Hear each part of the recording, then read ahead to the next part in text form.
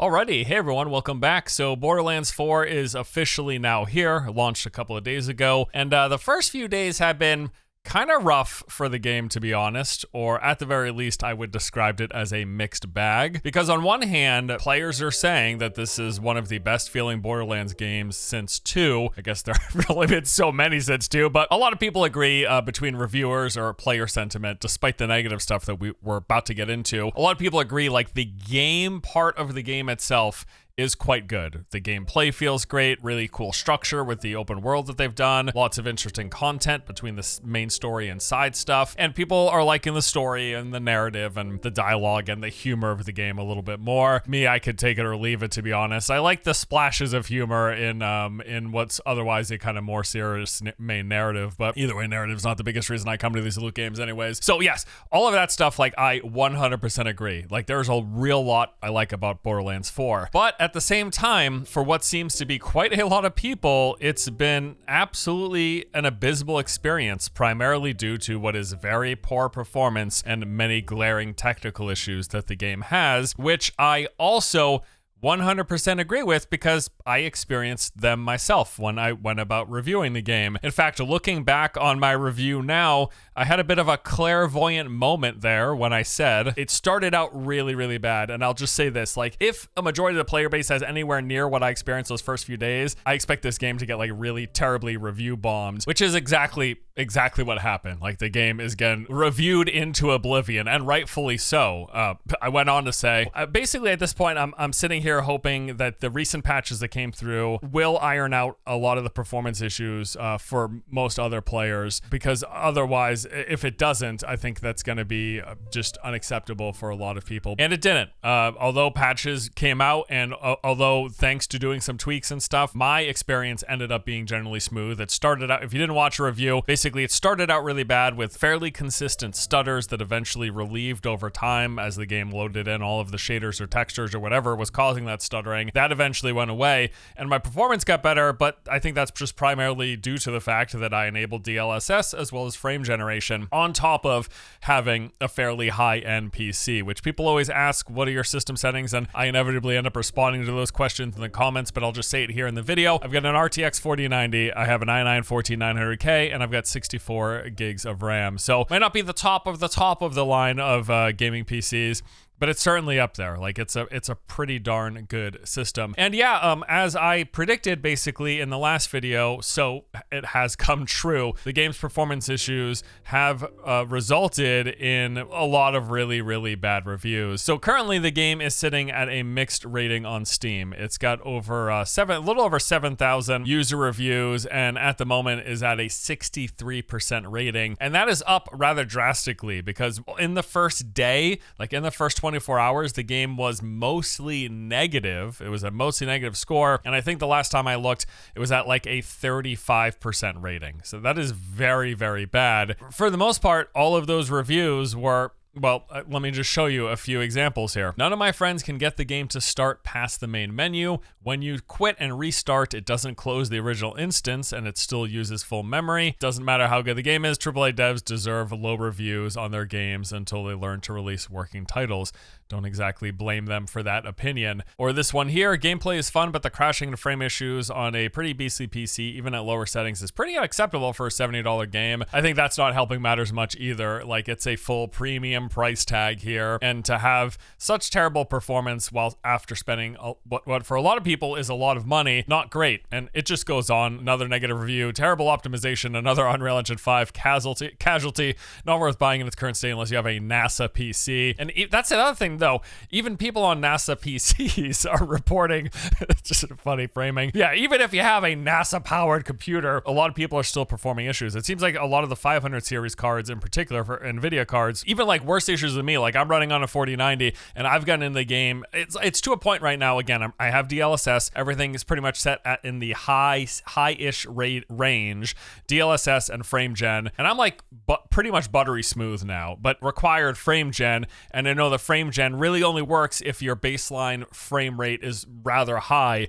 If you're like hovering in the 30s, 40s, 50s, 60s, using frame gen, I've heard can even make it worse for a lot of people. So it's certainly not a one-size fits all solution. And again, the reviews, it just goes on and on. Negative review, negative review, negative review. And pretty inevitably in all of them, the top line is performance, optimization, just technical problems. The game's not in a good state. And it's not even just like Steam users who are reporting this issue. And someone pointed me to a clip here where they were promoting Borderlands 4 on Conan O'Brien's Clueless Gamer segment, where he just like fumbles around some games and makes some Conan O'Brien jokes. And things didn't exactly go as planned while they were recording this here. And this gives me a sight, right? No, that's the left trigger. You could hold LB, which is the top thing there. Yeah, hold that. Wait, what? We just went to... What happened? I don't know. Oh, you crashed the game? How? My guy hits the left bumper and the game just crashes. And this is supposed to be like promotional stuff for Borderlands. Not exactly the kind of image they want to showcase here. This next part's the best though. You crashed the game? How? I crashed the game.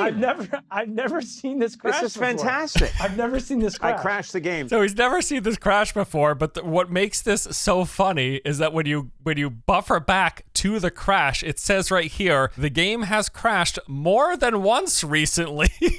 Restoring default settings may fix the issue. He's never seen this crash before. I've never seen this crash This is fantastic. I've never seen this crash. I crashed the game. Oh yeah, but the warning pop-up says the game has crashed like several times recently. It doesn't actually say several, but it's at least crashed more than once recently, according to the error message that popped up. So, and they go on, it's, they're professionals, right? He goes on and tries to like play it off like, haha, oh no, geez, what happened? I've never seen this crash. This is fantastic. I've never seen this crash. I crashed the game. Sorry, Borderlands 4. Whatever the reason was, they've got this like promotional segment on Conan O'Brien's show here, and the freaking game crashes. So bit of a detour, but the point being, like, clearly this game has some technical problems. Even when they're trying to market the game, they can't escape the technical issues. So lots of problems just reported across the board. Now, not everybody is having problems, or at the very least, not everybody is having the same level of extreme issues with the game. And that's kind of the situation where we sit right now. Some people are having extremely bad issues, though, and it seems like a lot of people are having issues. I'm not trying to diminish it whatsoever. So this needs to be something that they address. Now, the reviews have been climbing over time, and I think a large part of the reason for that is, like, on the first day, people aren't reviewing the entire game on Steam because none of those people have played the entire game.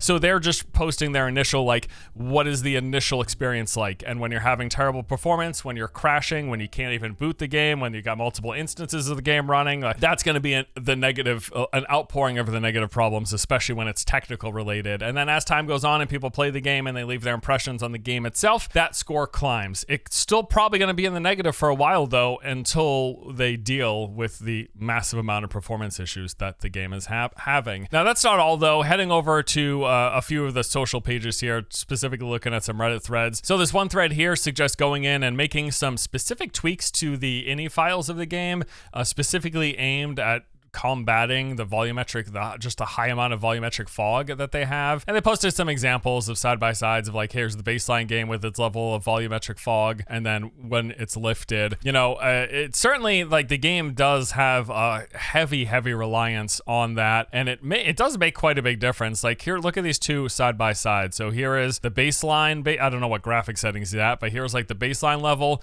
and here it is with the ini adjustment where it just completely removes that volumetric distant fog. Now, I'm going to be perfectly honest, though, when I look at these two things, I don't love it with 0, but I do certainly agree, and I thought as much myself while playing. Like, it's pretty aggressive, the distance at which this like dense fog is laid over everything. Seems far too close. I mean, it seems like the edge of that fog is starting just like a couple of 100 meters away or something. I feel like it would be better. I don't love this, like, where there's none and it's just like clear all the way to the other side of the moon. I could see that tree. Like, I want some distance and perspective creation with something like volumetric fog. It's just way too close here. I feel like there would be a happy medium where, like, if the fog started, just in this example, somewhere behind those pipings, like at the back tree line there or something, you know what I mean? I think that would be good, but I don't love removing it completely. But that's another thing. The big thing, though, with this is that doing this evidently was helping some people with the performance of their game. And if that's the sacrifice to, like, if you're having performance issues and that can deal with it,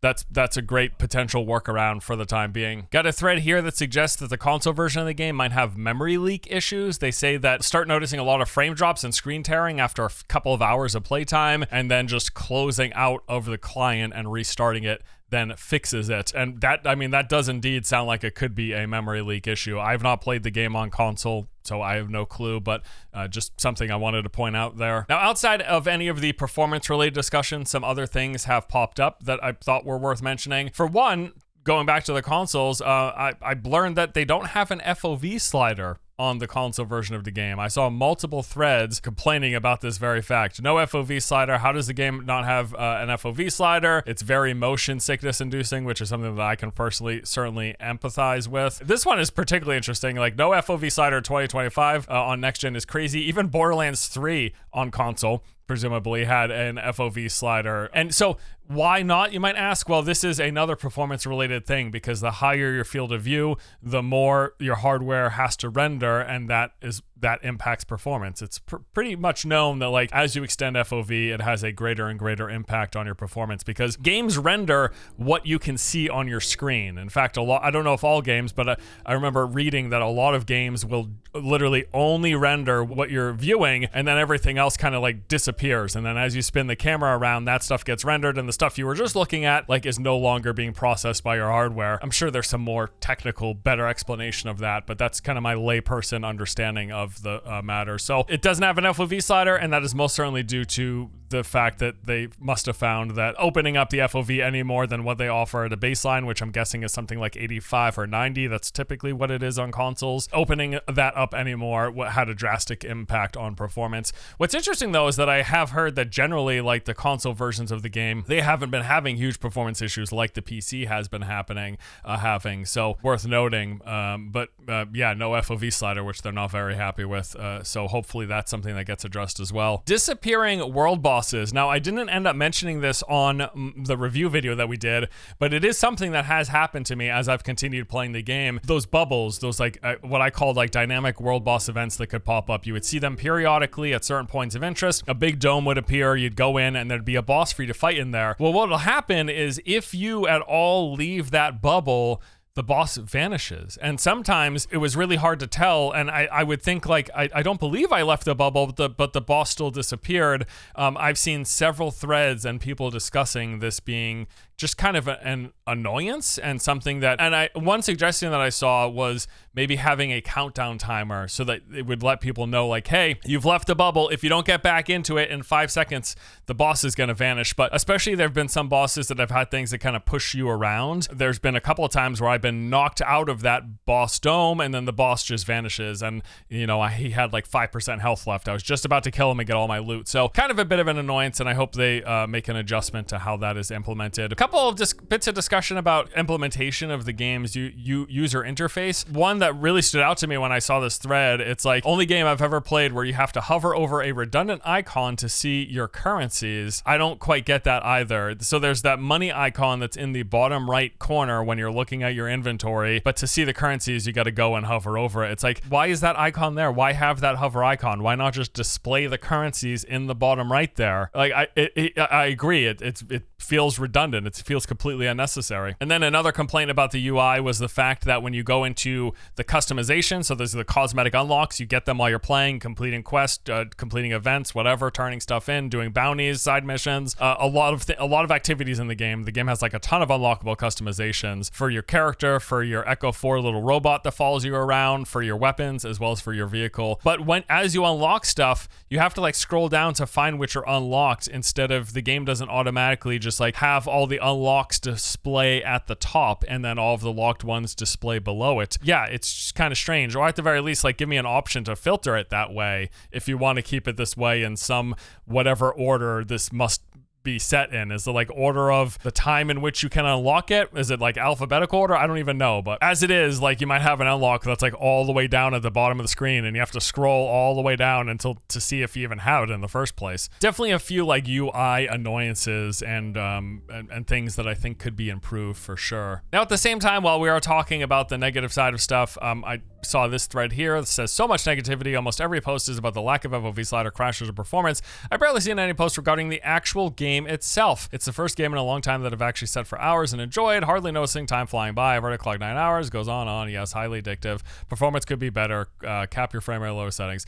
But why are we just talking about the negative? Well, I think it's because like there's like multiple reasons for this. For one, just kind of a negativity bias online. I think especially on places like Reddit, people who have complaints or grievances with things are more likely to post it than people who are just gushing about things. That kind of tends to be, at least on Reddit, at least in my experience on gaming subreddits, most of what you're going to see is negative. There are periods of time where that might not be the case, and I think there are certain communities that are more positive than negative, but tends to be how it is, especially if there is any, and this is the real thing here with this game in particular, and this conversation in particular, especially if there's any widespread legitimate grievances. And I think that that's definitely the case. Like, yes, I fully agree with what this person is saying, at least the aspect of, hey, this is a good game other than these issues, but other than those issues are things that people either can't or like literally are unable to look past because their performance of their game is so bad, they're having a hard time enjoying the game. And if my performance wasn't improved by tweaking the settings, enabling DLSS and frame generation, first of all, I wouldn't have played. I'm like coming up on 40 hours now. I wouldn't have played as much if my performance stayed as bad as it was in those first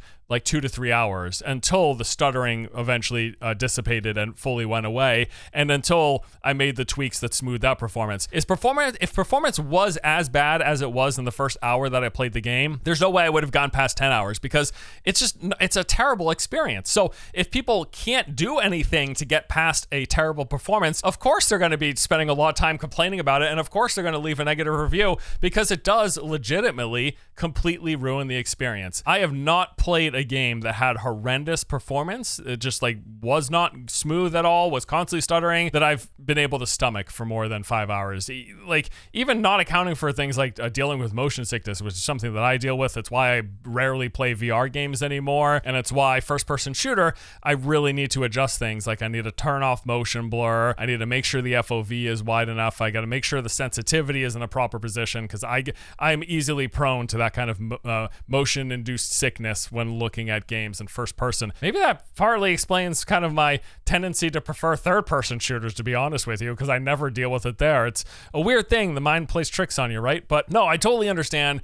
I mean, I know it can be a lot if you are playing and enjoying a game, if you're having a good time, and that is my tendency. Like, that's what I try to focus on. I try to focus on and spend my energy, because we are playing video games after all, and the point of them is for entertainment. So if I'm not entertained, if there's something I really dislike, I tend to move on. But if there's something you want to like, or you're hearing other people are enjoying and you think you would as well, but you're coming up against these brick walls of glaring issues, like your game barely runs, I get the complaints. I do. I totally 100%. And I think they're justified. It can be a lot if you're enjoying it from this person's perspective, but just let people air their grievances as far as I'm concerned, while there are a lot of legitimate issues. And I would consider the game's problems with performance right now seriously legitimate issues. Now, it's not all bad. As mentioned, I like a lot about this game. We've also already started seeing some nice little memes here that I wanted to share with you. This is a good one. Really creative. Never seen anything like this before. Get ready for this. Sliding down. This is pretty early on. I think this is still tutorial or just post-tutorial from what I recall. And oh no, not again. Finally awake. Not again. And then this one was pretty good too. This one says, well, this is gonna take a while. My man here playing Vex, he's got a little minion trouble. And they're trading places. They're like, all right, I'll attack you up there. Okay, I'll meet you. No. Okay, meet me up here. No, all right, we'll fight down here. No, let's fight back up here. Okay, fine, I agree. They can't get on the same page. It's a real problem. Just a couple of funny little things I saw. I really appreciated. Now, despite all of the, as we discussed, like legitimate grievances and problems people are having that resulted in a lot of the negative reviews that we've seen over on Steam, there's been a lot of positive word of mouth because under all of those issues is I think, legitimately good game. And that has resulted in quite a large player base. As of right this second, There are 225,572 concurrent players. That is the all-time peak for the game. And interestingly enough, looks like it might be an all-time peak, at least as it refers to Steam concurrent player counts for the Borderlands franchise. Borderlands 3 peaked 5.5 years ago at 93, just under 94,000 concurrent players. Borderlands 2 looks to be the second most popular in terms of concurrence in the franchise, peaking at under 125,000 concurrent players. And then I went back and I was curious for the first Borderlands game, really was surprised that its all-time peak was 24,000 concurrent players, which was a lot lower than I expected because I remembered the game being popular back in the day, but evidently. And if you're wondering, well, Forrest, you're looking at the Borderlands Game of the Year edition. When I tried searching the Borderlands Not Game of the Year edition, there was no concurrent player count because what happened basically was that got migrated. The Borderlands Steam page got migrated when they released the Game of the Year edition, but the concurrent player counts still refer to that original game because the all-time peak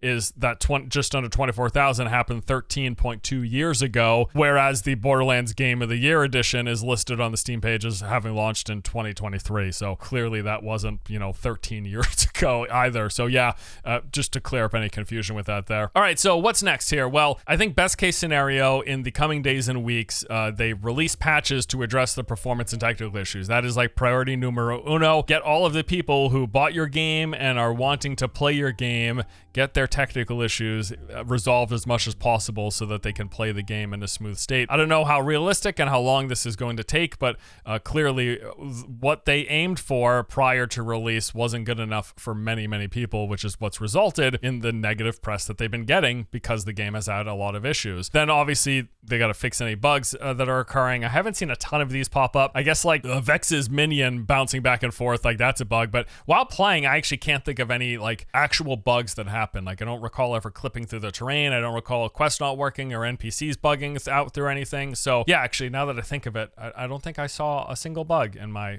playtime, which that's good to know. Quality of life stuff, hopefully they can make some tweaks to how the UI is implemented and things like those bosses despawning the second that you step outside their bubble. At least give us a warning or something. That would be nice, especially for like force bumped out. And then after that, maybe in the coming days and weeks, we'll tackle the topic of endgame because that's probably a whole video into and of itself. They've got some issues from what I've been seeing. I just got to endgame recently and I don't know, we'll talk about another video. At this point though, I would say to wrap it all up, like I genuinely think Borderlands 4 as a game is very fun. I love the gameplay. The open world has been really cool. There's a lot to do, a lot to explore. Really enjoyed going through that process and it's just been a plain old good time to play while it's running good. And that's the big factor here because if it's not running well for you, you're not going to be having a good time. Clearly they have some massive issues to sort out and I hope they do. So I'd say if you are at all concerned that you might not, if you haven't bought the game and you are at all concerned that you might not have a good time with it performance, which it seems like unless you're running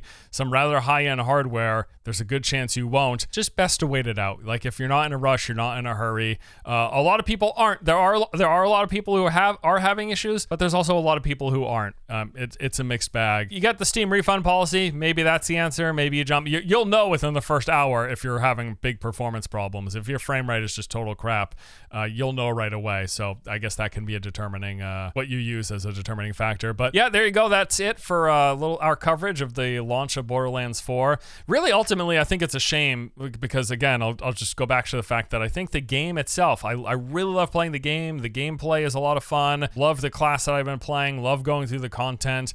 And it's just a shame that it's what's otherwise seems like a really good Borderlands game is being completely dragged down by some massive performance and technical issues on top of some of the other little grievances that we mentioned here as well. So hopefully they get it fixed because yeah, this could be really good long term for a lot of people. I've really been enjoying it and I'm looking forward to diving more into Endgame. Well, again, I'll save that topic for another video though. Let me know how the launch of Borderlands 4 has been going for you. Have you been playing? How has performance been? Performance or not? How have you been enjoying the game? Let me know your thoughts below. Thanks for watching, guys. I'll see you in the next one. Take it easy.